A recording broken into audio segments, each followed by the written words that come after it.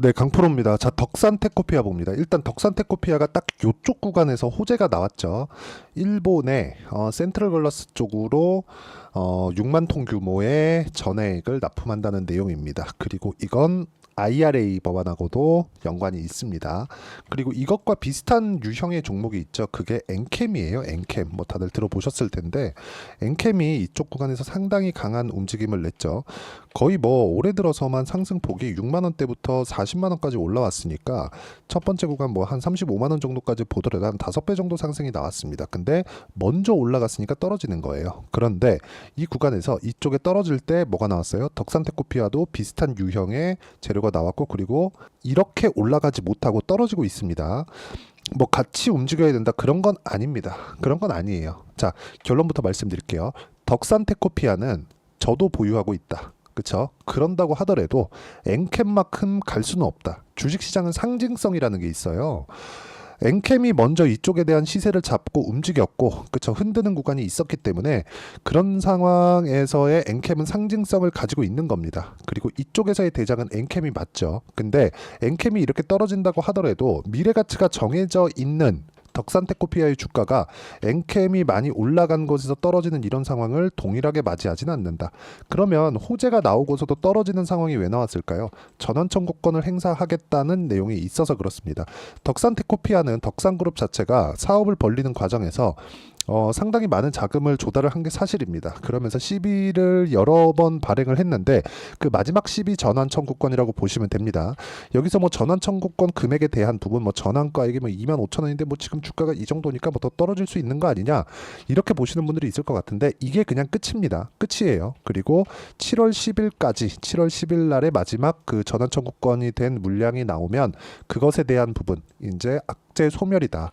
이 구간에서 우리가 봐야 되는 건 철저하게 가격 위주로 봐야 된다는 거고, 다음 주 월요일 날, 이제 내일이죠. 월요일 날에 나오는 장 초반에 흔드는 구간을 제외하고서는 이제는 뭐 더 이상 주가 변동폭에 대한 부분, 그렇죠, 이런 부분은 크게 걱정할 필요가 없습니다. 그리고 앞으로 좋아지는 부분에 대해서 주가가 먼저 반영하는 거예요.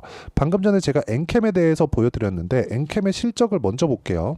지금 고가 대비해서 어느 정도 떨어졌는지 한번 보겠습니다. 39만 원이니까 한 40만 원 잡고 지금 22만 5천 원이니까 50% 떨어졌잖아요. 그랬을 때 엔캡의 시가총액이 지금 어느 정도 되느냐? 4조 5천억입니다. 곱하기 2 딱 때리면 한 10조 가까이 되는 거죠. 근데 실적은 어떻습니까? 올해 나오는 실적이 870억. 그냥 계산하기 쉽게 볼게요. 1000억이라고 잡았을 때 곱하기 10을 하면 1조가 되죠. 여기서 곱하기 100을 하면 10조가 됩니다. 그쵸? 그러면 이게 뭐예요? 지금 PER이 100배까지 받았었다. 그러면 덕산테코피아는 요 정도 받지 못한다는 겁니다. 근데 이건 예상치예요. 그쵸? 올해 이 정도 실적 낼 수 있고 실적 냈을 때 100배 정도 평가를 받을 수 있겠는데 뭐 요런 거예요. 그러니까 말도 안 되게 비싸게 거래가 됐다는 거죠. 근데 이게 상징성에 의한 것이라는 거죠. 근데 덕산테코피아 같은 경우에는 물론 이게 전체적으로 전해액이나 그런 부분에 대한 영향은 아닙니다. 그쵸? 실적 보면 형편없죠. 이래서 주가가 더 올라간다는 거예요. 왜? 앞으로 더 좋아질 만한 내용이 있으니까. 그러면 지금 시가총액이 얼마예요? 이제 떨어져서 1조 원 정도 됩니다. 평가치 자체가 낮다. 그쵸? 자, 앞으로 좋아질 만한 내용이 있기 때문에 주가가 올라가는 거예요. 근데 다들 한번 생각해 보세요. 실적 좋은 거 막 찾고 실적 대비해서 저평가 받고 있는 종목들 찾고 이렇게 다니잖아요. 이렇게는 돈 못 법니다. 자, 대표적인 종목. 누구도 이 반박을 할 수 없는 종목. 하이닉스입니다. 그쵸? 한국 시장에서 2등주죠. 2등주. 23년도에 곱하기 2, 2배 올랐습니다. 하이닉스가 50조에서 100조까지 올랐어요. 근데 23년도에 실적 어땠어요? 적자예요. 분기마다 2조 원 가까운 적자를 계속 찍은 거예요. 그런데도 불구하고 곱하기 2, 100% 상승이 나왔다.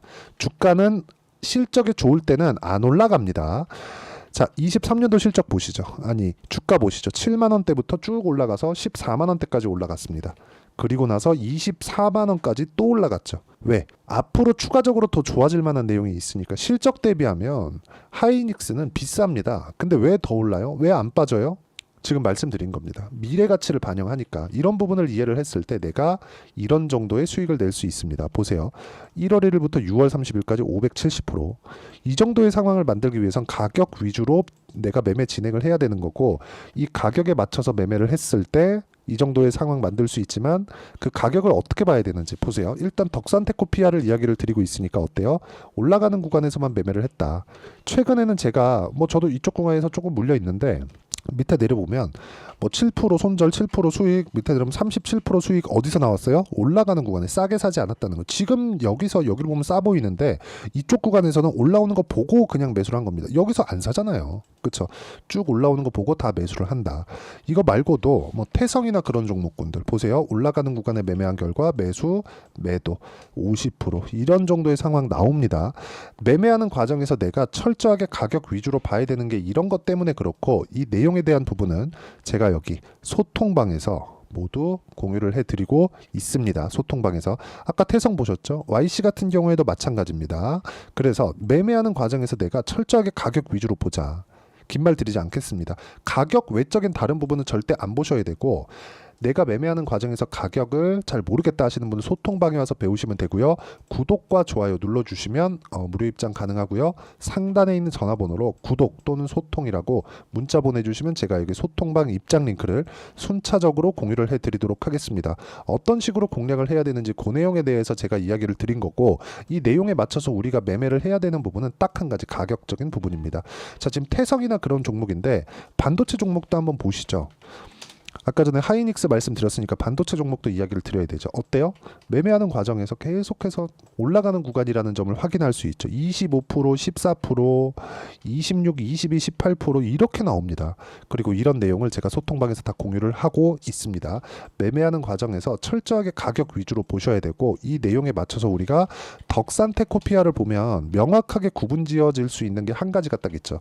이격이 벌어지면 조정받고 이격이 벌어지면 조정받고 그쵸? 그런 과정에서 너무 많이 올라가면 조정을 조금 세게 받고 그러면 매매하는 과정에서 돌파하는 구간에서는 이격 무시하고 매수하고 이격이 벌어지면 다시 매도하고 하지만 고가에는 못 팔고 떨어지는 거 보고 팔아도 아까 전에 보셨죠? 쭉 보시면 매매하면서 이렇게 손절하는 구간이 있거든요. 근데 이 손절을 하더라도 내가 수익을 볼 수 있는 확률이 있는 쪽에 즉 2주 안에 쳐낼 수 있는 쪽에 우리가 집중을 해야 된다는 거고 그 내용에 대한 결과치를 이야기를 드리는 겁니다. 그리고 여기서 진행하는 뭐 전환 청구권 행사나 CB에 대한 부분 물량 부담이 있을 거다 이런 부분에 너무 매몰되지 말라는 거예요.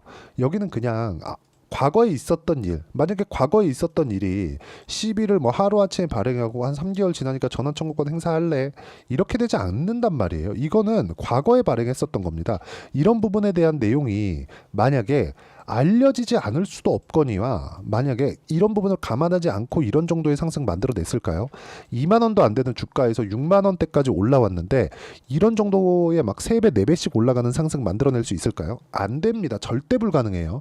그래서 우리는 철저하게 올라가는 부분 확인하고 시세 적용이 되었을 때 매매를 하더라도 37% 정도의 수익을 낼 수 있다는 점이 중요하고 다른 종목에서도 마찬가지라는 걸 보여드린 거고 이런 것들이 모이고 모여서 아까 전에 보셨던 내 계좌 수익이 만들어진 겁니다. 그리고 이 내용에 대한 부분을 제가 소통방에서 공유를 해드리고 있으니까 구독과 좋아요 눌러주시고요. 상단에 있는 전화번호로 구독 또는 소통이라고 문자 보내주시면 되고 그리고 이런 식의 매매를 진행하기 위해서 내가 어떤 식으로 타점을 잡고 매매를 이어가야 되는지 그 내용에 대한 부분을 여기 단기 보유 전략, 그렇죠? 덕산테코피아의 단기 보유 전략으로 내용 준비를 해놨고요. 그리고 단기 보유 전략을 활용해서 덕산테코피아 이제 다음 주에 굉장히 중요합니다. 실시간 타점, 그렇죠? 실시간 타점을 제가 문자로 공유를 해드리도록 할 테니까 상단에 있는 전화번호로 덕산이라고 문자 보내주시면 제가 단기 보유 전략과 실시간 타점을 문자로 공유를 해드리도록 하겠습니다. 내용 정리하겠습니다. 주식시장은 미래가치를 반영하는 과정에서 가격이 먼저 뜬다.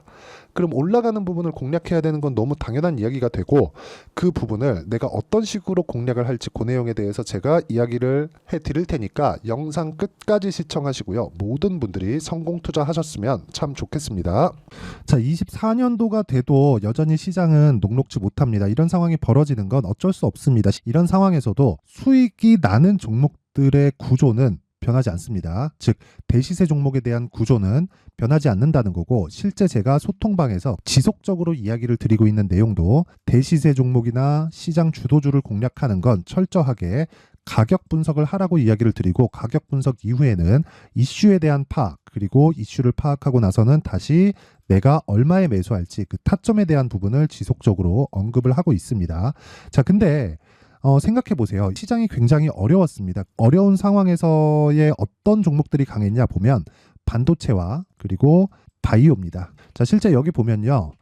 HLB에 제가 실제 매매한 내용을 띄워놓고 보여드리고 있는데 1월 22일부터 매매를 시작해서 4일 동안 31%의 수익 마감이 됐고요. 그리고 여전히 신고가 종목입니다. 자, 그리고 그 다음 어보브 반도체, 이름을 보시다시피 반도체 종목이죠. 그리고 AI 반도체는 지속적으로 강세를 보이고 있습니다. 이 종목도 신고가를 먼저 달성한 이후에 제가 21%의 단기간에 21%의 큰 수익을 내고 마감이 됐습니다. 다시 재공략을 준비하고 있고 이런 부분은 소통방에서 다 공유를 해드립니다. 자, 그리고 코세스. 자, 코세스 같은 종목도 당연히 그쵸, 신고가 종목이고요. 그리고 반도체 종목입니다. 이 종목도 영업일 기준에서 이틀 동안 대략 한 15%의 수익 마감이 됐습니다.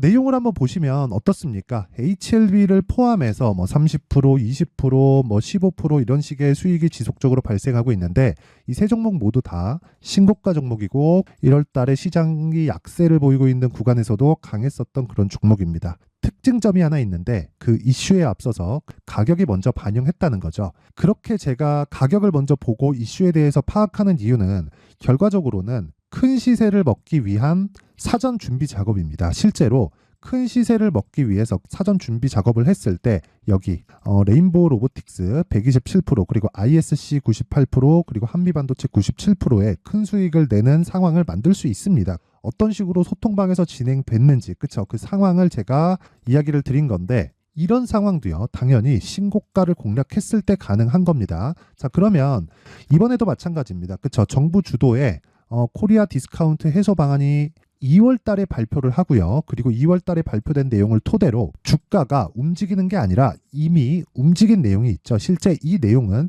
크게 중요한 게 아니라는 겁니다.